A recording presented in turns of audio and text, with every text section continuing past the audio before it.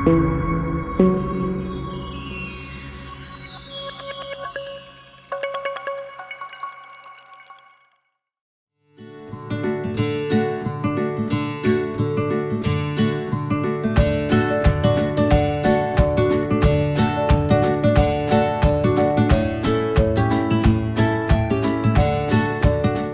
Dear students, good morning. पहले मुझे यह बताते हुए बहुत हर्ष हो रहा है, बड़ी खुशी हो रही है कि हम आप लोगों के लिए पेन ड्राइव कोर्स ला रहे हैं। ये चिर प्रतीक्षित है। बहुत पहले बच्चों ने डिमांड किया था, कुछ बच्चों का कहना था कि हम थोड़ा बड़े स्क्रीन पर देखेंगे, हम लैपटॉप पर देखना चाहते हैं।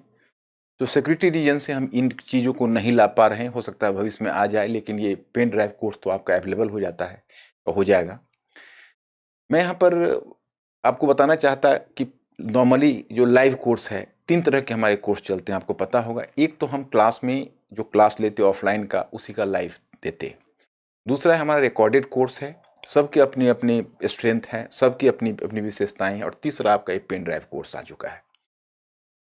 जो हमारा लाइव कोर्स है वो तो चले बच्चे लाइव देख रहे हैं। जो रिकॉर्डेड है उनमें हमने एक दिन लाइव का रखा हुआ है, एक दिन उनसे लाइव कन्वर्सेशन होता है। और आपका जो पेन ड्राइव कोर्स है, उस पेन ड्राइव कोर्स में भी मैंने वो फैसिलिटीज दी है, जैसे जो हमने लाइव कोर्स जो हमारा रिकॉर्डेड लाइव का है, मतलब आपको एक सुविधा है, आप कंप्लीटली हमसे डिसोसिएटेड नहीं है। आप कहेंगे कैसे, आप हमसे कैसे जुड़े हुए हैं? तो जुड़े होने की वजह है कि एक हमने फुल टाइमर आपको कोऑर्डिनेटर दे दिया है। जैसे आपको जब किसी क्वेश्चन में दिक्कत होगी, लेकिन इतना ही ध्यान रखिएगा कि विषय वस्तु की बातें हो और एक समझने वाली बातें हो। ऐसा ना हो कि व्यक्तिगत जीवन की ज़्यादा जिज्ञासाएं, उसमें कोऑर्डिनेटर भी परेशान हो जाएगा।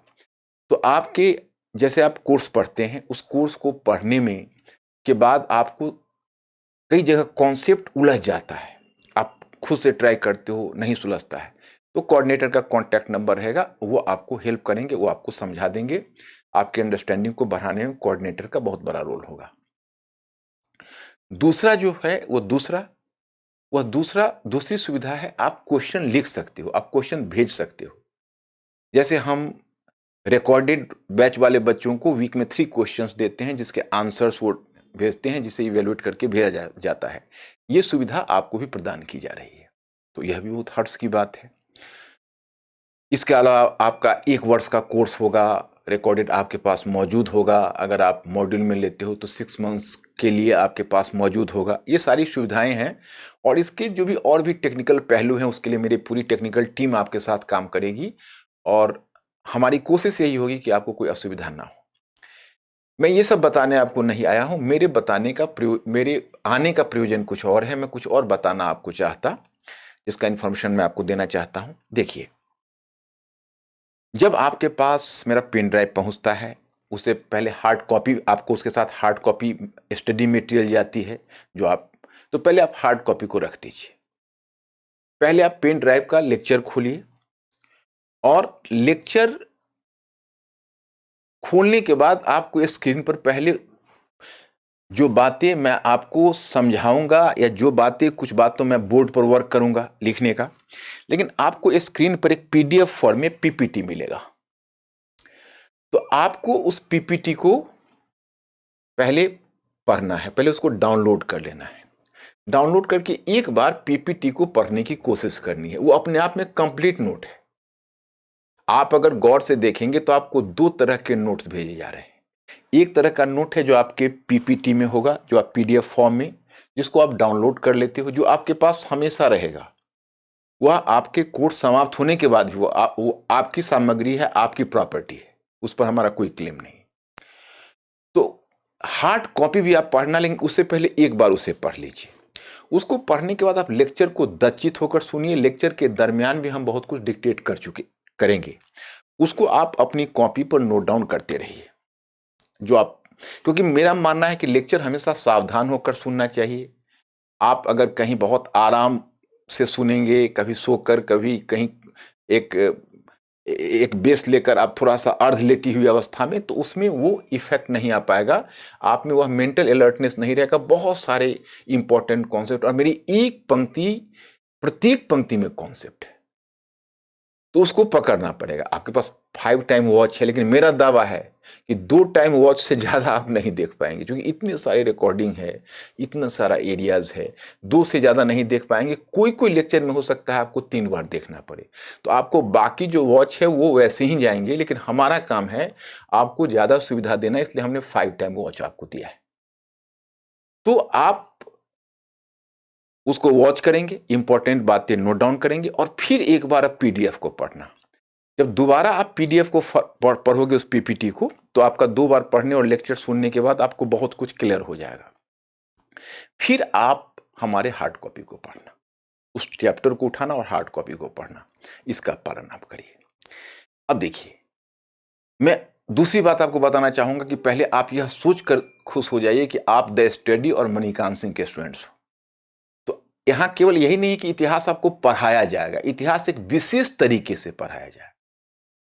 वो तरीका इतना कारगर है कि आप चाहे किसी भी बैकग्राउंड से हो, साइंस से हो, आर्ट्स से हो, कॉमर्स से हो, आप बहुत एंजॉय करोगे। क्योंकि शुरू शुरू में दिक्कतें होंगी, जैसे आपको एक लेक्चर में हो सकता है, 2 लेक्चर में, जब तक आप हमसे जुड़ नहीं जाते हो।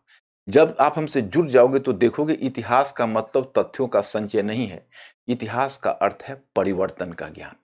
तो परिवर्तन के ज्ञान को हमने किस तरह से आपको अध्ययन करवाया, उसका एक थोड़ी सी झलक दे देता हूं।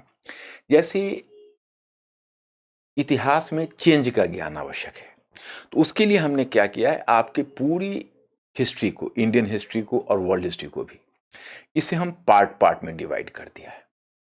जैसे आपका पहला पार्ट आता है प्री हिस्ट्री और प्रोटो हिस्ट्री, यानी पूर्व ऐतिहासिक काल और आद्य ऐतिहासिक काल, उसको हमने एक पार्ट बनाया है। दूसरा पार्ट हमने बनाया है वह है वैदिक काल से लेकर पूर्व मध्य काल तक, ये पार्ट 2 है।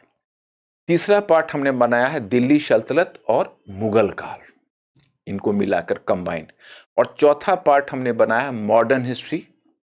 तो मॉडर्न हिस्ट्री में भी हमने अपनी सुविधा से 3 पार्ट किया है, लेकिन मॉडर्न हिस्ट्री में मैं सुझाव दूंगा कि एक बार आप मॉडर्न पढ़ोगे तो फिर पूरा मॉडर्न समाप्त करना। हाँ, इधर पार्ट 1 में और पार्ट 2 में और पार्ट 3 में, इन तीनों में आपको सुविधा है, आप किसी एक पार्ट से शुरू कर सकते हो, क्योंकि पार्ट 1, पार्ट 2, पार्ट 3 तीनों एक दूसरे से अलग पड़ जाता है। मॉडर्न में हमने पार्ट 4 में एक छोटा सा पार्ट बनाया है, वो हिस्ट्री ऑफ 18वीं सेंचुरी, 18वीं सदी का इतिहास।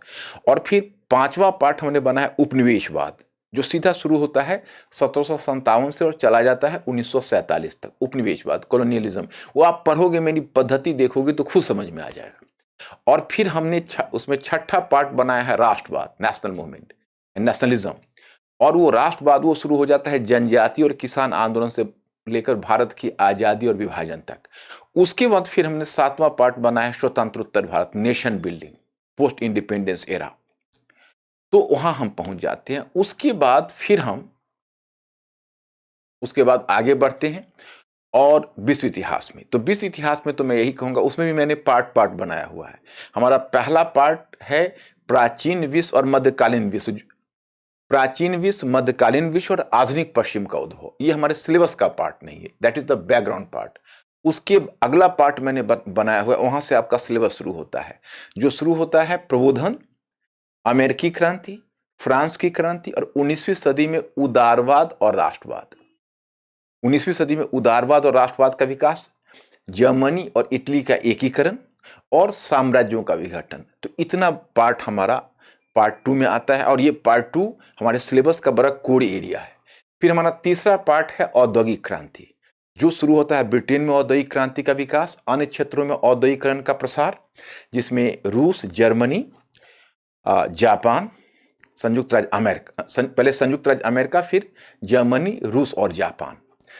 तो ये और औद्योगिकरण का प्रभाव, तो ये इतना हम ले लेते हैं पार्ट 2 में। पार्ट 3 में हमारा शुरू होता है, जिसमें समाजवाद और मार्क्सवाद, फिर साम्राज्यवाद, और साम्राज्यवाद एशिया और अफ्रीका का विभाजन, फिर उसका अगला टॉपिक प्रथम विश्व युद्ध तथा उसका प्रभाव होता है। अब मेरा नेक्स्ट वन पार्ट आता है 2 विश्व युद्धों के बीच यूरोप। उसमें मैं फर्स्ट वर्ल्ड वॉर, उसका प्रभाव, रूस की क्रांति यानी समाजवाद, और सबको हमने डायग्राम से जोड़ा हुआ है। आप देखोगे, आप बहुत एंजॉय करोगे, डायग्राम से जुड़ा हुआ है। अब मेरे पीपीटी में भी आपका बना हुआ है, तो इससे आपका वो स्टडी मटेरियल भी आपके साथ है। जो पीपीटी है वो अपने आप में कंप्लीट स्टडी मटेरियल हो सकता है कि एग्जाम से पहले मेरे हार्ड कॉपी आपको नहीं देखना पड़े, पीपीटी से ही आपका काम चलेगा। वो इतना बढ़िया मटेरियल है। तो उसके बाद फिर अब 2 वर्ल्ड वॉर्स के बाद तब मैं उसके बाद 2-3 पार्ट मैंने बनाया है। और मैं आपको बता दूं कि आप लोगों को फॉर योर काइंड इन्फॉर्मेशन कि आप लोगों को जनरल स्टडीज में उसे इतनी सुविधा होगी क्योंकि मैं उसको कॉन्टेम्पररी विश्व तक हमने ला दिया। We have just brought it to contemporary world. मैंने उसे समकालीन विश्व पर लाया है, तो आपकी अंडरस्टैंडिंग को बढ़ाएगी। ओके, अब बात आती है क्वेश्चन आंसर पर। देखिए, क्वेश्चन आंसर के सीक्रेट को बहुत कम लोग जानते हैं, लेकिन आप लोग अच्छी तरह से जानोगे। जब तक बच्चे अपने आप को पुस्तकीय ज्ञान मात्र से बांधे रहते हैं, तब तक क्वेश्चन आंसर में उनको नहीं सुगमता हो पाती। हमेशा ये शिकायत आती है, सर क्वेश्चन शुरू नहीं कर पाता हूं, निष्कर्ष कैसे लिखूं, क्वेश्चन समझ नहीं पाता हूं, उसका डायरेक्शन क्या हो, कैसे स्टार्ट करे, कैसे एंड करे। जिस दिन वो पुस्तकीय ज्ञान से ऊपर उठकर और उनकी समझदारी थोड़ा ऊपर चलने लगती है, जब वो ऊपर की बातें सोचने लगते हैं, समझ लो अब उनका काम कंप्लीट है, अब वो क्वेश्चन आंसर कर सकते हैं। तो मैं बता दूं माय स्टूडेंट्स, इसको 2 स्टेज में करो। पहले अच्छे ढंग से पढ़ते जाइए और वहां पर आप देखेंगे हर चैप्टर के बाद मैंने ढेर सारे क्वेश्चन का मॉडल आंसर किया हुआ है। एक तो मैंने आपको स्टडी मटेरियल में बहुत सारा मॉडल आंसर मिल जाएगा, पीपीटी में मॉडल आंसर मिल जाएगा, और बोर्ड पर देखोगे हर टॉपिक के बाद हमने क्वेश्चन आंसर किया हुआ है। तो पहले आप सीखिए, इत्मीनान से सीखिए। आपके पास 1 वर्ष का कोर्स है, कोई जल्दबाजी नहीं है, कोई कोर्स आपसे छीन नहीं रहा। आप पहले उस प्रश्न को देखिए, आप सीखिए कैसे मैं उत्तर लेखन करता हूं, फिर कोशिश करिए, पढ़िए, बार बार रिवाइज करिए। रिवाइज करने के बाद एक तरीका होता है जो मेरा बड़ा ही सधा हुआ तरीका है, और आप लोग कम से कम हमारे अगर यूट्यूब लेक्चर से जुड़े हुए होंगे तो वहां पर मैं always I am just making a statement and persuading my students to be a thinking creature. ये बड़ा ही फेमस टर्म है, या इंटेलेक्चुअल फर्मेंटेशन, बौद्धिक जुगाली। बच्चे भी इस बात को जानते हैं, क्योंकि मैं जानता हूं कि अगर मुझे तुम कहोगे तो मैं आधा टाइम पढ़ना और आधा टाइम पढ़ी हुई चीजों को कंसोलिडेट करना पसंद करूंगा। अगर मैं केवल दिन भर पढ़ता ही पढ़ता रहूं और उसको कंसोलिडेट ना करूं तो फिर दूसरे दिन मैं वहीं चला आऊंगा जहां एक दिन पहले था। और ये बहुत अच्छे स्कॉलर्स, ऐसा मैं नहीं कर रहा, दुनिया में जो बड़े बड़े अच्छे स्कॉलर्स हैं, जितना उन्होंने पढ़ा है उतना सोचा भी है, क्योंकि चीजें आपके दिमाग में रहेंगी कैसे। अब देखिए, आपको केवल हिस्ट्री तो नहीं पढ़ना है, जीएस भी पढ़ना है, बाकी चीजें पढ़नी है। अब ये बेचारा मस्तिष्क कितना भार वहन करे, इसको भी बहलाना फुसलाना पड़ता है, प्यार से मनाना पड़ता है, तब जाकर ये चीजों को समझ पाता है। तो आपको उसको संचित करके 15-20 मिनट उस पर मनन चिंतन करना होगा। अगर आसपास कोई और भी है और जो तुम्हारा लाइक माइंडेड है, जो जिसके सोचने का मतलब स्तर तुम्हारे वाला है, मतलब ये नहीं कि तुम्हारे विचार से सहमत है, ऐसा मैं नहीं कह रहा हूं। सहमति तो बुद्धिजीवियों में पूरी तरह हो भी नहीं सकती और होनी भी नहीं चाहिए, लेकिन कम से कम वो एक तर्क के बेसिस पर बातचीत कर रहा हो। ऐसा नहीं हो कि विदाउट कोई बेस के सिर्फ अपनी बातों को रखने की कोशिश। तो अगर ऐसे बच्चे आपके पास हैं तो आप अगर डिस्कस भी कर सकते हो तो उससे भी आपको फायदा होगा। और तब फिर क्वेश्चन राइटिंग करो। और अंदाज तो मैंने सिखाया कैसे क्वेश्चन स्टार्ट किया जाता है, कैसे थीसिस लिखा जाता है, कैसे बॉडी पार्ट लिखा जाता है, लास्ट में कैसे कंक्लूजन लिखा जाता है। आप चाहो तो छोटा पैराग्राफ बनाकर लिखो, आप चाहो तो पॉइंट बनाकर लिखो। 200 वर्ड्स में मुख्य चैलेंज होता है कि इतनी सारी बातें को जब 200 शब्दों में जब उसे प्रेजेंट करना होता है तो चुनौती वह होती है, छोटा करने की चुनौती होती है। तो मुझे लगता है माय स्टूडेंट्स, मेरा बेस्ट विशेष आपके साथ है, बाकी मेरा कोऑर्डिनेटर आपके साथ है, मेरी पूरी सिस्टम आपके साथ है। आप पहले अपने मनोबल को ऊंचा रखिए, think big, you will get success. तो इसी शुभकामना के साथ अभी मैं फिलहाल यहीं स्थगित करता हूं और मैं उम्मीद करता हूं कि आप लोग इस कोर्स का अधिकतम फायदा उठाएंगे। Thank you very much.